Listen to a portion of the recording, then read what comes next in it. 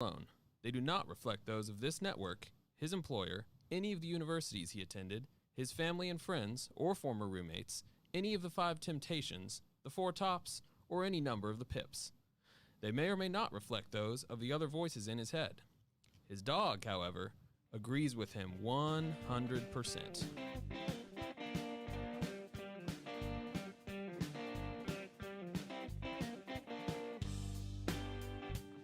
And now, broadcasting from Venture X Studios in Frisco, Texas, it's the Snarky Parenthetical.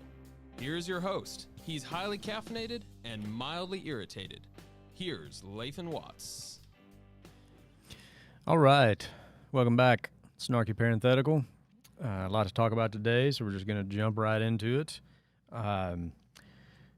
First segment, we always do a little bit of kind of newsworthy stuff. So I want to talk about a little article I found. CNBC recently did a little story about the 10 worst places to live in America.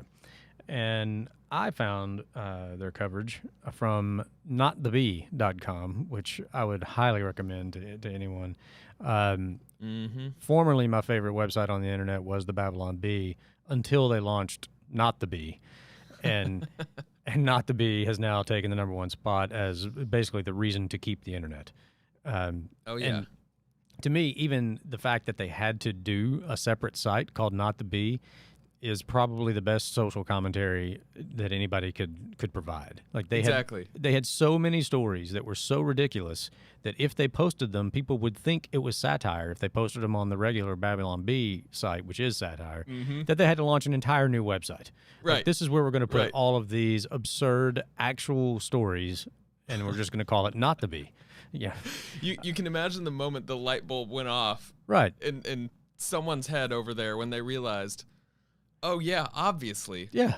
We're missing out on a gold mine. Right. There's a whole other universe of ridiculous, stupid things that people put in media that nobody's going to believe is a real story. So if we put it on the satire side, people are going to assume it's satire, and we'll constantly be having to put the disclaimer, no, this is real. Okay, well, let's just launch this new site. So congrats to you. Notthebee.com covered this. CNBC finds the worst states to live in are the ones everyone's moving to. Now, the greater sort of societal principle that I think this demonstrates is like if you want to talk about a divide in this country, it's really no longer about left versus right, one race versus another, R versus D, even governing versus governed, which I think is a true divide. But really, we're now down to like people who live in the real world and people who don't. It is the sane versus the insane. So CNBC is trying to tell you that these are the worst places to live. Right. However, people who live in the real world have decided to move to these places, despite CNBC's best efforts of telling you all the reasons why these are the worst places to live. So, kind of scroll through the article there. It says half the states on CNBC's worst list made the top 10 in population growth during the COVID pandemic. Georgia, Texas, Arizona, Tennessee, Nevada, with Texas, Arizona, and Georgia ranking 1, 3, and 5, respectively. The rest are all above average in population growth, with the lone exception of Louisiana, which I love, because I can guarantee you that's because Louisiana stinks. Oh, absolutely. It just does. If you listen to the last episode, say no more. You know. They also released their list of the 10 best places to live using the same criteria, and only one state of their top 10 managed to rank above 26th in population growth. So wow. Their criteria for 10 best places to live, only one of them ranked in the top half of states where people are actually moving to. The rest were in the 30s and 40s. And if you want, just for example of this, just crackerjack analysis that they did, take Indiana, for example. Right. One of the reasons why they say Indiana is one of the worst places to live is, according to them, the Hoosier State ranks 48th in public health funding per capita, spending a paltry $55 per person in 2020. So it's terrible to live in Indiana because they don't have enough socialized medicine, basically, is what this article points out. And then it goes on to say, however, the same survey and the same criteria listed as one of Indiana's strengths Right. They're hospital resources. So that's one of the, on the plus side, they have really great hospitals there, but you have to pay your own way. It's not socialized medicine, so that therefore it's a terrible place to live. And they really didn't see the irony there. No, they completely missed it. It's just too good to be true. Talk about being detached from reality. Yeah. They talk about some of their criteria, by the way, is life, health, and inclusion, and they pay greater attention than ever to equity and inclusion. Keep in mind, equity and inclusion have to be, if not totally, then totally subjective. Okay? Right. There's no objective way to measure this. Yep. But that's the big thing for CNBC on why you should not live there. Mm-hmm. And then, as Not to Be points out, to sort of back up why they did this, they cite to a New York Times reporter who said that objectivity is a myth built to maintain white supremacy. So, what? So that's why we can't be objective. Because it's a vestige of the white supremacist patriarchal. Right. Of course. That truth is objective. It is not subjective. And therefore it's somehow racist. Truth is racist. Yeah, objectivity is racist. Mm-hmm. So CNBC trying to tell you these are all the worst places to live, and the people who live in the real world can't wait to live there. That's exactly. Our America these days. It's the real divide is between those of us who live in the real world and those who don't. Mm-hmm. The 100%. The other sort of big news story, I guess, this week. I'm not going to spend a whole lot of time on this because it seems like everybody and their dog is talking about it. But Simone Biles, and her withdrawing from competition for her mental health, according to her, so that she could focus on herself. And how everybody in pretty much everybody, with maybe the exception of like Matt Walsh and a couple of guys at Daily Wire, are trying to browbeat you into celebrating this. Right. And again, this is the difference between people who live in the real world and people who don't.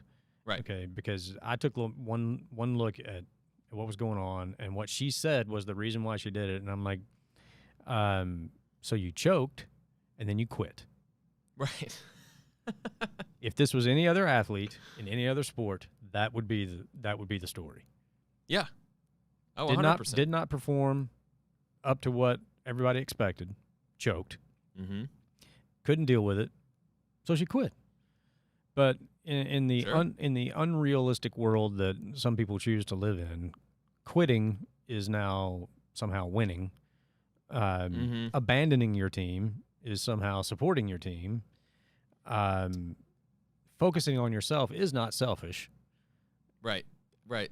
I mean, I heard the people on TV that, there she is, she's got her warm-ups on. There she is out there supporting her team. She's not supporting her team. She's watching her team. Exactly. She's watching her team compete without her after she abandoned them. Right? Yep. That's in no way supportive. Mm-hmm. Okay. And I'm not saying, I'm not trying to really just come down on her the way some people have. She talked about all the pressure, of feeling like the weight of the whole country's on her shoulders. Sure. Every athlete at the Olympics has the pressure of their entire country on their shoulders. That's the point of representing your country. The whole country is rooting for you. The whole country wants to see you do well. That's the point of being at that level. Welcome to competition, right? There's pressure that comes along with it. Right. And you've managed it in the past. You won the Olympic all-around, 3 times? That's how you lay claim to being like the greatest of all time. She I believe she won gold in 2016 and then several world championships since. Yeah. And I'm not saying she's not the greatest of all time. I think she probably is. Right. But there's added pressure that comes with that, and she embraced that label. Right. Okay? That little sequin goat on the back of her leotard didn't show up by accident without her knowing it. Mm-hmm. Okay. And every commercial that she's in. Oh yeah. And the money she's paid for that. she embraced it. She could have taken a completely different route. She could have gone like the humility route and said, you know what, that's not for me. You know, that's a conversation that sports writers and sports commentators have. I do my absolute best. When I'm at my absolute best, I feel like I am the best, and I will win. Mm-hmm. But greatest of all time, that's a coffee house conversation for sports writers. That's not for me. Like, exactly. She could have gone that route, but she didn't. Okay, she so fully you want to talk about the pressure? You brought it on yourself too. And then when it didn't go well, the first couple of events, all of a sudden you're not having fun anymore, and I need to really just focus on myself. Any other athlete, any other sport, we'd be talking about how they choked and quit. Yep, especially when you're at that. I mean, I was talking to someone today. I was like, think about if someone seen as on her level in another sport, take like a LeBron James, Tom Brady. You don't even have to do a hypothetical. Right? Do you remember there was an NBA? I can't remember if it was finals or it was playoffs. Coming down to the last second, the Bulls call a timeout, and Pippen took himself out of the game. Yes, that's right. Mm-hmm. And he was ripped for it. Oh, absolutely. As he should have been. Eviscerated. Yeah. Mm-hmm. Yeah. There you go. Not now. Not now. Today, weakness is strength. Right. Oh, she's so brave. No, if she was brave, she'd be competing. Mm-hmm. Mm-hmm. Well, and I think it's a good point to make that it's one thing to understand or to relate to mental health struggles or to have empathy. It's another thing to hold someone up as a hero because of it. Right. Like that's an important distinction. Yeah, absolutely. That it seems like society has completely missed. Yeah, it's two completely different worlds. Right. It's just yeah. Mm-hmm. Words don't have any meaning. Exactly. Weakness is strength. Right. What? Are you kidding me? We talked on a few shows ago about Jesse Owens. You want to talk about pressure? Right. He's competing in 1936 in Berlin in front of Hitler. That's real There's pressure. Some pressure for you. Mm-hmm. Anyway. Yep. So there's that. Let's go ahead and move on. Next thing we want to talk about. Last week we talked about it was great news in the music world. Live music was coming back. This week, really sad news in the music world. Dusty Hill, the bass player, iconic bass player for ZZ Top, passed away this week. Sounds like he passed away peacefully in his sleep at his home in Houston. That's good. And this was just a gut punch. I mean, it's. Oh, I know. I mean, just look at that. Have you seen a cooler man in your life than Dusty Hill? I mean, the only guy who even comes to mind is in the same band, Billy Gibbons. Right. Yeah. Who is, for my money, the coolest man alive. I mean, he just is. Right. And criminally underrated guitar player. Oh, yeah. Every list of the all-time greats, he's nowhere near as high up as he should be. But Dusty Hill, just the heart and soul of that band, the bass player who provided that recognizable groove that every ZZ Top song had. Oh, yeah. And even though they were all a little bit different, like nobody got more mileage out of a blues shuffle in C than ZZ Top. Without a doubt. I mean, if there's another trio in history that can put out the amount of power that those three guys put out every time they were on a stage, I don't know it. I was lucky enough to see them live once. I had so jealous. Yeah, they opened. I saw them at Texas Motor Speedway. They opened, and it was like the first NASCAR race of the season at Texas Motor Speedway, and they played a concert before the race. And I had knew a guy. We had passes to this dude's suite that got us down into the infield. And so me and my buddy Kirk Workman, also rest in peace, say hey to Dusty for me.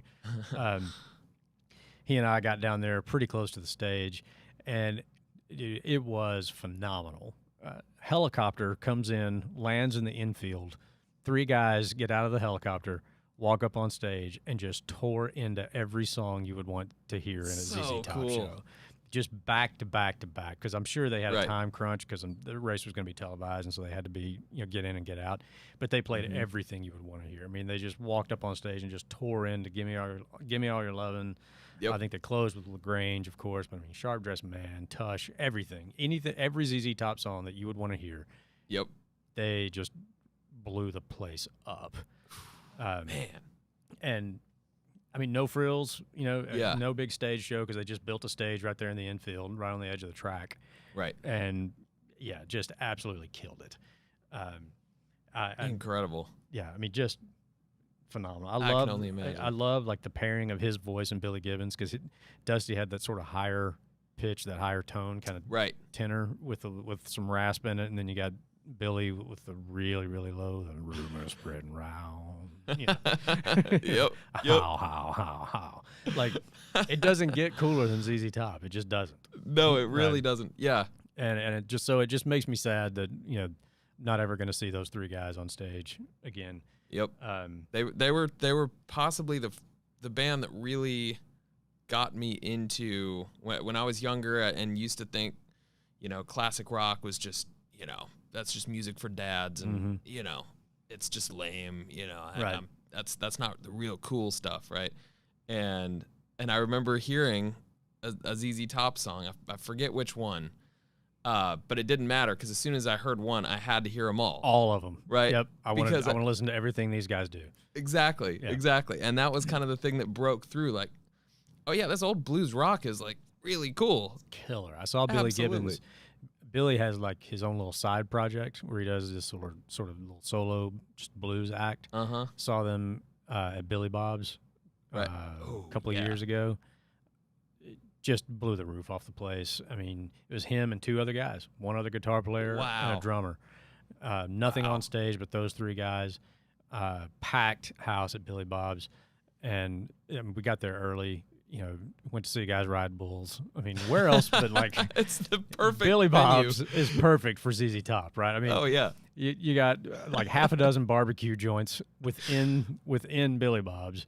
Then you can pay like $8 and go watch guys risk their lives riding bulls in the same building. And we're sitting there watching the guys doing the bull riding, and like where the chute is, where they load the bulls in, and the guys get on. There's like a little balcony above it. Right. I'm sitting there and I elbow my buddy Les. I'm like, hey, there's Billy Gibbons. He's just standing on the balcony watching the guys get on the bulls, and he's just standing there watching bull riding like everybody else. Just hanging out. Beer in hand, his little beanie hat on, like normal glasses, not his shades or whatever. Okay.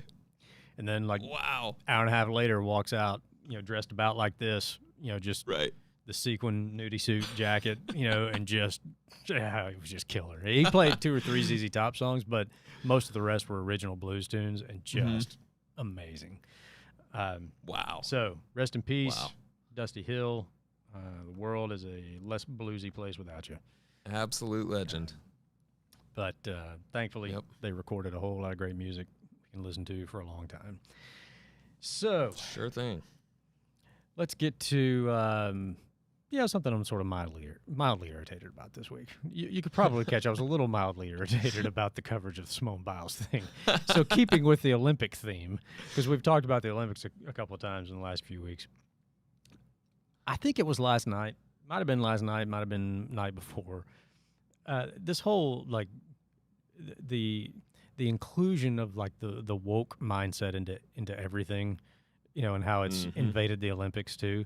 And somebody on NBC Sports made a huge deal, wanted to make sure that the American people knew they were doing everything they could not to sexualize the Olympic athletes.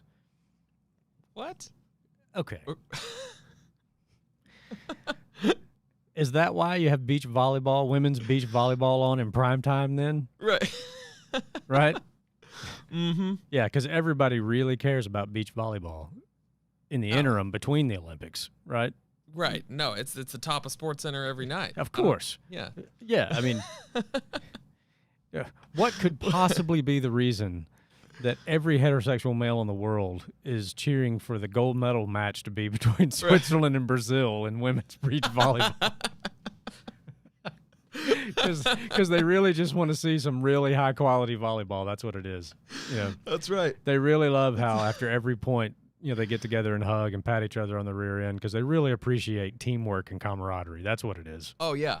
Right? Absolutely. It's reading Playboy for the articles, right? Exactly. Like, go ahead and try to desexualize the Olympics. See what happens to your ratings, too. Mm-hmm. Okay? Because I can tell you right now, I'll bet you every dollar in my pocket that the toughest gig to get at NBC Sports is to be the lead camera guy for women's beach volleyball in the Olympics. I don't know how they decide that, if it's just like a lottery or if it's like like Hunger Games style death match between the camera guys. Losers die, winner gets to film Olympic beach volleyball, and all the camera guys are like, I'm in. Exactly. I'm in. Put that on TV. I'll watch that. Let's the tell about cameraman that. death match. Yeah, before the Olympics. Yeah. I'm in on that. Yeah, and absolutely. I mean, here's a news flash. NBC: men like to look at women. Okay, some women like to look at those women. There you go. Some men like to look at those men. Why is it? It's always, we were talking about this too. It's always talking about the female athletes, right? Right. Because I got news for point. you. I watched like something. I think it was a men's platform diving. Mm-hmm. And dude, not that I want to, but I'm pretty sure I know what religion a couple of those guys are. I mean, let's face it, okay? Diving, swimming, right? Track and field, the races, okay? Anything where speed is what you're measuring.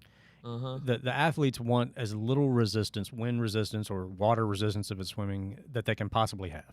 So they are going to wear either the least amount of clothing or the tightest clothing known to man. Okay? Exactly. I mean, you watch the sprinters in the Olympics, like dudes coming running the 100. I mean, just junk bouncing everywhere. Like it is all right. I mean, what are you going to do? Is what it is. Why don't we just change it to the 100-meter burlap sack race from now on? Like we're at a family picnic or something. Right. I mean, it's like, apparently, are we supposed to like treat the athletes like Elvis on the Ed Sullivan Show now? Like we're just going to show headshots from now on. We're just going to show their faces, and you can decide for yourself who's winning. Exactly. Like pay no attention to the rest of their body. And look, I mean, these are the epic of the physical form, right? They're in the best shape anybody could be. If I looked like that, you'd be hard-pressed to get me to wear clothes. I'd be like somewhere between like Matthew McConaughey and my shirt taking off and old school like Mark Wahlberg when he was still Marky Mark dropping his pants everywhere. Right, right. I mean, it is what it is. Like this is the real world. Again, there are people who live in the real world and people who don't. Right. I mean, we're just going to, start treating them like Elvis. The Americans will all be wearing gold lame suits in the next Olympics, and only filmed from the waist up. Apparently so. Yeah, it's very strange to me. Like you said, it's just that. Or how about this? While we're at it, we could just have Stevie Wonder do the play-by-play and just describe to you what he thinks is going on. Yes. Well, if you could see it in my mind, those sprinters are really moving those legs quickly. Right. Come on, man. It's just comical, right? It is. I mean, it's and while you're at it, NBC, if you're trying to de-sexualize the Olympics, I don't know if you caught this. It was maybe, I don't know, last night before. One of the NBC reporters is interviewing, I think it was it was a swimming event. I think it was like a relay. And they're interviewing two guys from the relay team from Great Britain. And the reporter who's talking about the guy who swam third in this relay, and she's talking to him, and she keeps complimenting him on that phenomenal third leg of yours.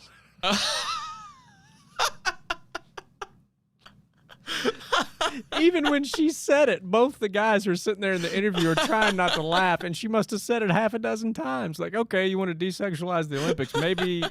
Maybe educate your reporters a little bit on don't say this, right?